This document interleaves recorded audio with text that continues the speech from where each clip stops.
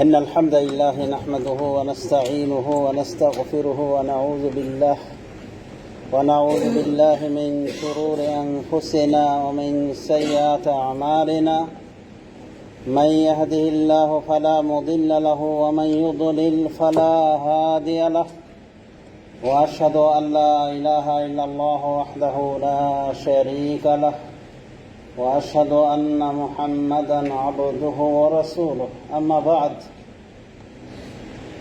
فقد قال تعالى في قرآنه الكريم وفرقانه الحميد: يا أيها الذين آمنوا اصبروا وصابروا. وقال تعالى: واستعينوا بالصبر والصلاة وإنها لكبيرة إلا على الخاشعين. وقال الرسول صلى الله عليه وسلم: الدنيا سجن المؤمن وجنة الكافر. رواه الإمام مسلم في صحيحه. وبعد، فاتقوا الله يا عباد الله، وتزودوا من تقاكم لمعادكم. وفقنا الله جميعا للعمل بكتابه ولسنة نبيه محمد صلى الله عليه وسلم। উপস্থিত মুসল্লিয়ানে কেরাম, আপনাদের নিকটে আজকের এই খুতবার সংক্ষিপ্ত পরিসরে যে বিষয়ে আলোকপাত করতে চেয়েছি সেই বিষয় মর্মে কিছু আয়াত পাঠ করেছি। আলোচনার মধ্যে সীমাবদ্ধ রেখে এটি টানব: আমা তাওফীকি ইল্লা বিল্লাহ। শুধু এই দুনিয়াটাকে আমরা যদি মনে করি যে এই দুনিয়াটা হলো আমাদের বসবাসের আসল জায়গা, এটা ভুল বোঝা হবে। এই দুনিয়াটা আমাদের জন্য আল্লাহ রাব্বুল আমিন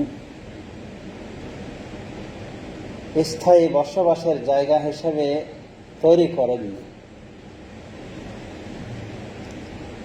এবং এই দুনিয়াটা আল্লাহ রাব্বুল আমিন আমাদের জন্য বিশেষ করে পরীক্ষা কেন্দ্র করেছে মুমিন মুসলমানদের জন্য। এজন্য দেখবেন যত বিপদ আপদ আর সিংহভাগ এসে থাকে মুসলমানদের উপরে, মুমিনদের উপরে। কিন্তু আমরা অনেক সময় দেখি কাফের মুশরিক তারা অনেক সুখে বসবাস করে। তো কাফের মুশরিক জানাশোনা কথা, তারা নামাজ নাই, রোজা নাই, হজ জাকাত কোনো কিছুতে নাই। কাফের মুশরিক তাদের সম্পর্কে আল্লাহ বলছেন: ইয়াকুলুনা ওয়া ইয়াতামাত্তাউনা ইয়াকুলুন ওয়া ইয়াতামাত্তাউন কামা তাকুলুল আনআম। ইয়াতামাত্তাউন ওয়া ইয়াকুলুন কামা তাকুলুল আনআম। তারা দুনিয়ার জীবনকে ভোগ করে এবং খাওয়া দাওয়া করে কামা তাকুলুল আনআম, যেভাবে জীবজন্তু চতুষ্পদ জন্তুগুলি খাওয়া দাওয়া করে। এ হলো কাফেরদের স্বভাব। সূরা মুহাম্মাদের ভিতরে আল্লাহ রাব্বুল আমিন এভাবে উল্লেখ করেছেন: ওয়ান-নারু মাসওয়াল লাহুম। আর জাহান্নাম হলো ওদের ঠিকানা। ওয়াল্লাযীনা কাফারু, যারা কাফের তারা দুনিয়াকে উপভোগ করে, তামাত্তাউন, তারা দুনিয়াকে উপভোগ করে, ওয়া ইয়াকুলুনা কামা তাকুলুল আনআম, খাওয়া দাওয়া করে ওইভাবে যেভাবে চতুষ্পদ জন্তুগুলি খাওয়া দাওয়া করে। ওয়ান-নারু মাসওয়াল লাহুম, আর ওদের ঠিকানা হলো জাহান্নাম। তাহলে কাফেরদেরকে আল্লাহ রাব্বুল আলামিন অনেকটাই ফ্রি করে দিয়েছেন দুনিয়ার বুকে, যে তাদেরকে আল্লাহ অনেক পরীক্ষা নেন, ছেড়ে রেখেছেন। পরীক্ষা নেন এই দুনিয়াতে, বিপদ আপদ মুক্ত রাখেন অনেক সময়। আর যত পরীক্ষা একজন মুমিনের উপর দিয়ে যায়। তাহলে এখন কি বোঝার সমস্যা যে আমি নামাজ পড়ি, রোজা রাখি, শরীয়তের পাবন্দি করি, তাও আমার ওই টানফোড়, আমার সংসার ভালো মতো চলছে না, আর এই বেনামাজিটা মহা সুখে আছে। এই নাস্তিক মার্কার লোকটা অনেক সুখে দেখে। তো আল্লাহ এটা কি করলো? আল্লাহ এটা যা করেছে সুন্দর কাজ করেছে, চুপ থাকো আর ঈমানকে আরো মজবুত করো। কারণ এটা আল্লাহর পরীক্ষা। আর দুনিয়া লাইসা দারুল লিল মুমিনিন, দুনিয়াটা মুমিনদের জন্য বাড়ি নয়। আসলে বলা যেতে পারে কারোই বাড়ি না। আল্লাহ দুনিয়াটা পাঠাইছে পরীক্ষার জন্য। কাফেররাও কিন্তু পরীক্ষায় রয়েছে, তবে তাদেরকে আল্লাহ ঢিল দিয়ে রেখেছে। তাদের পরীক্ষাটা মানে আল্লাহ রাব্বুল আমিন এমনভাবে নেবেন যে কাফের টেরও পাবে না, কারণ পরকাল তার জন্য ধ্বংস। তো এজন্যই কাফের মুশরিককে আল্লাহ রাব্বুল আমিন কিছু সুযোগ সুবিধা দিয়েছে এই দুনিয়া, কারণ এটা দিয়ে শেষ ওদের। কিন্তু মুমিন বান্দার জীবনে চড়াই উতরাই, পরীক্ষা নিরীক্ষা, বিপদ আপদ সবসময় আসতে আসে থাকবে। আল্লাহ নিজে বলছে, ওয়ালানাবলুওয়ান্নাকুম বিশাইইন মিনাল খাউফি ওয়াল জু'i ওয়া নাকসিন মিনাল আমওয়ালি ওয়াল আনফুসি ওয়াস সামারাত ওয়া বাশশিরিস সাবিরিন। আল্লাহ বলছেন তোমাদেরকে অবশ্যই অবশ্যই আমি পরীক্ষা করব। নাকসিন মিনাল আমওয়াল, ধন সম্পদের ত্রুটি দিয়ে, কমতি দিয়ে, নফসের কমতি দিয়ে, মানে মৃত্যু দেওয়ার মাধ্যমে। আত্মীয়স্বজন মারা গিয়েছে, তো এটাও একটা পরীক্ষা যে আত্মীয়স্বজন ছিনিয়ে নিয়েছেন আল্লাহ রাব্বুল আমিন, কবজ করে নিয়েছেন। এটা একটা পরীক্ষা, যেখানে ধৈর্য ধারণ করছে না, পারে না। ধৈর্য ধারণ করলে জান্নাত, আর ধৈর্য ধারণ না করে অধৈর্য হলে এদিকে সন্তান হারালো, এদিকে ওর জাহান্নাম হবার করছে। চিল্লাচিল্লি করে কান্নাকাটা করার বিনিময়ে এটাই হবে। ওয়াসসামারাত, ফল ফলাদির মাধ্যমে তিনি পরীক্ষা করবেন। দেখা গেছে কৃষক অনেক আশা নিয়ে বীজ রোপণ করেছিল, ধান হয়েও গিয়েছিল, পেকে গিয়েছে, হঠাৎ করে ঝড় হাওয়া এসে, দমকা হাওয়া এসে, বন্যা এসে নিয়ে চলে গেছে, বাংশিক ক্ষতি হয়েছে। অবশ্যই সাবির, আল্লাহ বলছে যে সবরকারীদেরকে শুভ সংবাদ শুনিয়ে দিল। আর সবরকারী কারা? হাই গো মাই গো করে কান্নাকাটা করলো যে আল্লাহ ওই বেনামাজিরা কিছু করে না, আমারই খালি ধরে, আমার ওপর দিয়ে খালি বিপদগুলি যায়, এগুলো বললে তার হলো না।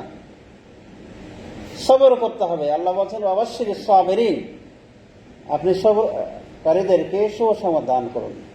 সবরকারী কারা? আল্লাহ বলছেন আল্লাযীনা ইযা আসাবাতহুম মুসিবা ক্বালু ইন্না লিল্লাহি ওয়া ইন্না ইলাইহি রাজিউন। সবরকারী তারাই যাদের নিকটে কোনো মুসিবত এসে পৌঁছলে তারা বলে ইন্না লিল্লাহ, আমরা সবাই আল্লাহর মালিকানাধীন, আমরা সবাই আল্লাহর জন্য, মানে কি আমরা সবাই আল্লাহর মালিকানাধীন।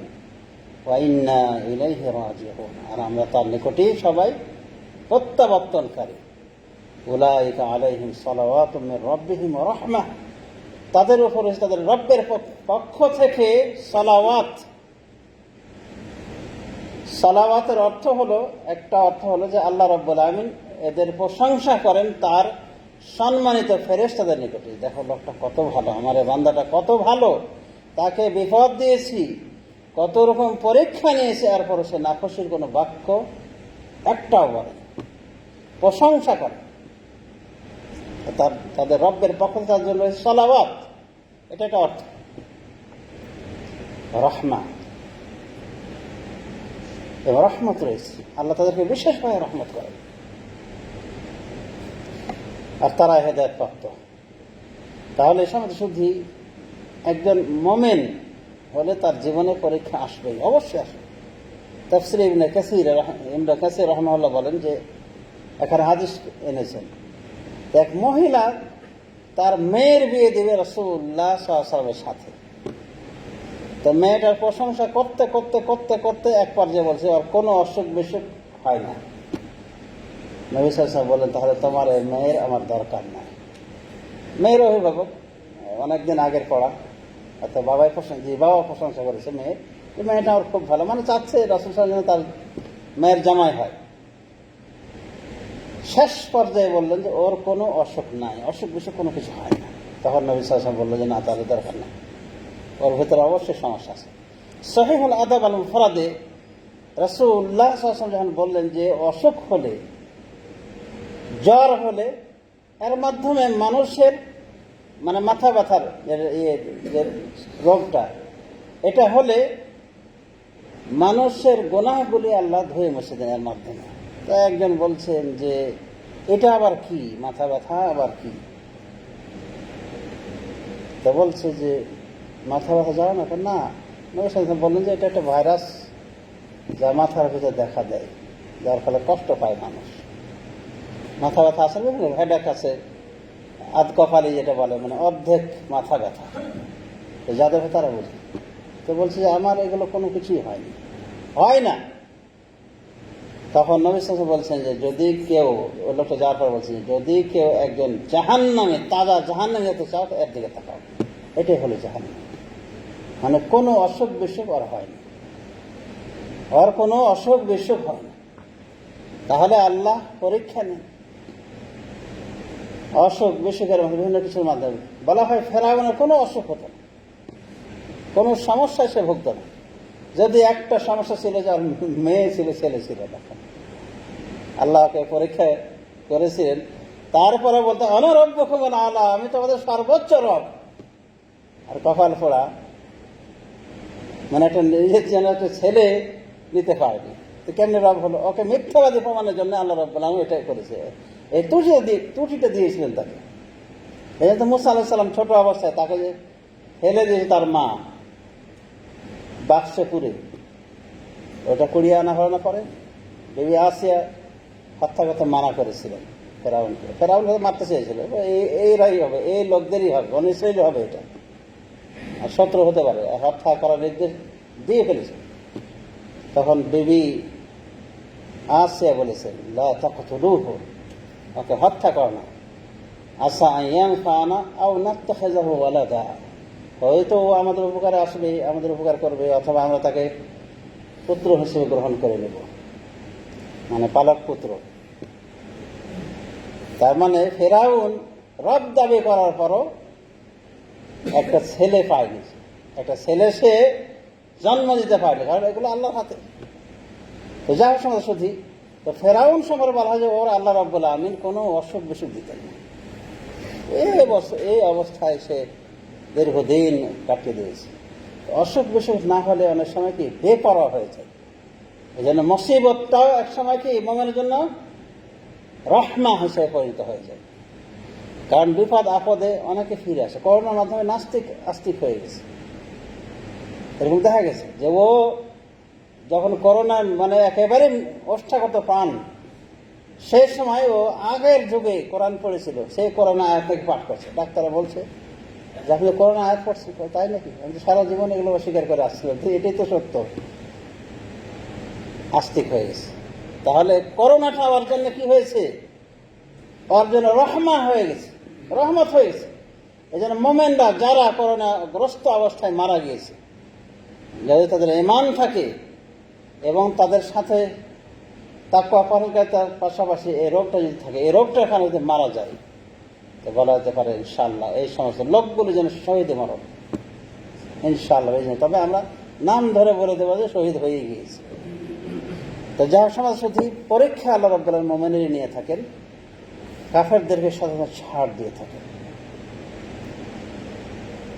আর পরীক্ষাহীন মুমিন, তার ভিতর সমস্যা থাকতেই পারে, সে মুমিন কিনা সেটাতে সন্দেহ। আর জাহান্নামের সুসংবাদ রাসূলুল্লাহ সাল্লাল্লাহু আলাইহি ওয়াসাল্লাম এমন ব্যক্তিকে দিয়েছে যার কোনোদিনই সমস্যা হয় না, কোনো অসুবিধা হয় না। আলহামদুলিল্লাহ, আমার মনে হয় যে আমাদের ভিতরে যারা নামাজ যা করে এদের এরকম হয় না যে কোনো অসুখই হয় না। আমাদের সর্দি তো হয়, সেটা তো একটা অসুখ। তো যা হোক সময় শুধু আল্লাহ রাব্বুল আলামিন আমাদেরকে পরীক্ষা করবেন। এবং এই দুনিয়াটা লাইসা দারা মাকার, স্থায়ীভাবে বসবাসের ঠিকানা নাই, বাড়ি নাই। মুমিনদের বাড়ি কি জান্নাত, পরকালে জান্নাত। এই জন্য আল্লাহ রাব্বুল আলামিন দুনিয়ার বুকে বেশি দিন রাখেন না মুমিনকে। কতদিন রাখেন? 60, 70, 80, এর আগেও তুলে নেন। কোনো নিশ্চয়তা না, যে কোনো সময় উঠে নিতে পারেন। সুতরাং এই দুনিয়াকে যদি আমরা মনে করি যে এটাই আমাদের আসল বাড়ি, এটা ভুল। এটা আসল বাড়ি নয়, বরং আসল বাড়ি হলো পরকালের বাড়ি। ওয়াইন্না দারাল আখিরাতা লাহিয়াল হায়াওয়ান লাউ কানু ইয়ালামুন। আল্লাহ বলছেন যে আখিরাতের বাড়িটাই হলো, এটাই হলো আসল জীবন। লাউ কানু ইয়ালামুন, যদি তারা জানতো। অতএব সংস্কৃতি এই সামান্য স্যালারি পেয়ে, এই দুনিয়ার সামান্য কিছু পেয়ে আখিরাতকে ভুলে গেলে হবে না, পরকালের বাড়িকে ভুলে গেলে হবে না। কারণ আল্লাহ রাব্বুল আলামিন দুনিয়াতে পাঠিয়েছে আখিরাতের সঞ্চয় গ্রহণ করার জন্য, আখিরাতের সঞ্চয় গ্রহণ করার জন্য। এই জন্য আল্লাহ রাব্বুল আলামিন যাতে করে আমরা আখিরাতকে না ভুলি, সেজন্য আমাদেরকে তিনি কি করেন, মাঝে মধ্যে আমাদের অসুখ বিসুখ পরীক্ষা নিরীক্ষা দিয়ে আমাদের পরীক্ষা করেন এবং আমাদেরকে আবার সরল সঠিক পথে চলার দিকে ইঙ্গিত করেন যে ঠিক হয়ে যাও, এইভাবে চললে হবে না। যাই হোক, আমাদের শুধু আল্লাহ রাব্বুল আলামিন মুমিনদের পরীক্ষা নেবেন, এটা আল্লাহ বলেছেন। আজ আমরা বুঝি না আমার সঙ্গে পরীক্ষা কিরকম। সুবহানাল্লাহ, ফেসবুকে দেখলাম একটা খাইমাতে একটা বিল্ডিং, সেখানে ওই শিশু তারপর নারী ওদের সম্ভবত এটা করেছিল এই জায়গাটা, সামান্য পানি পান করার জন্যে একেবারে মরিয়া হয়ে আছে। কতক্ষণ থেকে যে পানি পায়নি, কদিন থেকে আল্লাহ ভালো জানেন। পানি বিতরণ করা হচ্ছে, পানি খাওয়ার জন্য তারা এইভাবে ভিড় জমাচ্ছে। চিন্তা করে দেখেন, আপনার আমার সমস্যা হয় এই জাতীয় বিষয়ে, কোনো সমস্যা নেই, কিন্তু আল্লাহ রাব্বুল আলামিন তাদের ওপর কঠিন পরীক্ষা নিচ্ছে। আর তারা রাত্রি যাপন করছে গলির ওপরে, আকাশ থেকে বৃষ্টির মতো সেই বিভিন্ন রকম গোলা বারুদের উপরে, কোনো গ্যারান্টি নাই, জানে না কখন কোন মুহূর্তে তারা দুনিয়া থেকে বিদায় হয়ে যায়। এবং সেই পিশাচ ইয়াহুদ এতটাই জঘন্য যে সাধারণ পাবলিক তারা আশ্রয় নিয়েছে হাসপাতালে, আহত ক্ষত বিক্ষত হয়ে সেখানে বোমা বর্ষণ করেছে বিমানের মাধ্যমে, এবং 500-র অধিক মানুষকে দুনিয়া থেকে বিদায় করে দিয়েছে। চিন্তা করে দেখেছেন এই শিশুদের আর্তনাদ, এই বয়োবৃদ্ধদের আর্তনাদ, কি দোষ করেছিল ওরা, সাধারণ মানুষ। কিন্তু ইহুদি জাতি বলে এরকম জাতি যে ওদের বিবেক বিবেচনা কোনো কিছু নাই। একটা শিশুকে, বয়স্ক মানুষ কত নির্যাতন করে হত্যা করল, দোষ সে মুসলমানের বাচ্চা। কত প্রকার পরীক্ষা আসতেছে, যারা পরীক্ষায় পড়েছে তারা ভালো করে জানে। সুতরাং আমরা আলহামদুলিল্লাহ অনেকটাই সুখে আছি, কিন্তু এই সুখের অর্থ এ নয় যে আমরা আল্লাহকে ভুলে যাব। এই জন্যে আমাদের সতর্ক সাবধান থাকতে হবে, আল্লাহর নিয়ামতের শুকরিয়া জ্ঞাপন করতে হবে, তার বিরুদ্ধাচরণ করা যাবে না, তার বিপক্ষে অবস্থান নেওয়া যাবে না। এবং এই দুনিয়াটা পরীক্ষার কেন্দ্র, এটা আমাদেরকে মনে রাখতে হবে। আর এই দুনিয়াটাকেই আমাদের পরকালে পুঁজি হিসেবে গ্রহণ করতে হবে। আল্লাহ রাব্বুল আলামিন আমাদেরকে সেই তৌফিক দান করুন। وأقول قولي هذا وأستغفر الله لي ولكم ولسائر المسلمين فاستغفروه لذنوبكم إنه هو الغفور الرحيم.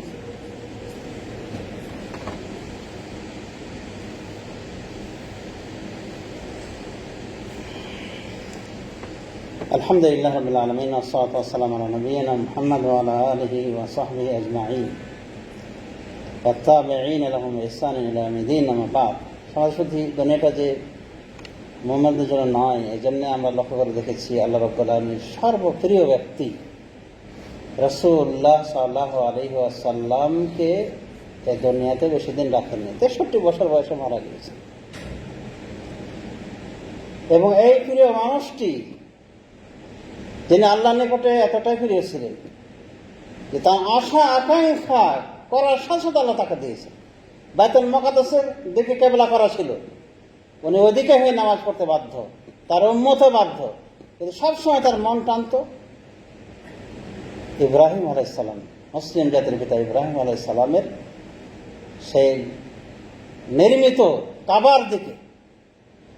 আল্লাহ রাব্বুল আলামিন তার সেই মনের আশাকে আল্লাহ পূরণ করে দিয়ে ঘোষণা করলেন যে ফাওয়াল্লু ওজুহাকুম শাতরাল মাসজিদুল হারাম, তোমরা তোমাদের চেহারাকে মসজিদুল হারামের দিকে করে দাও।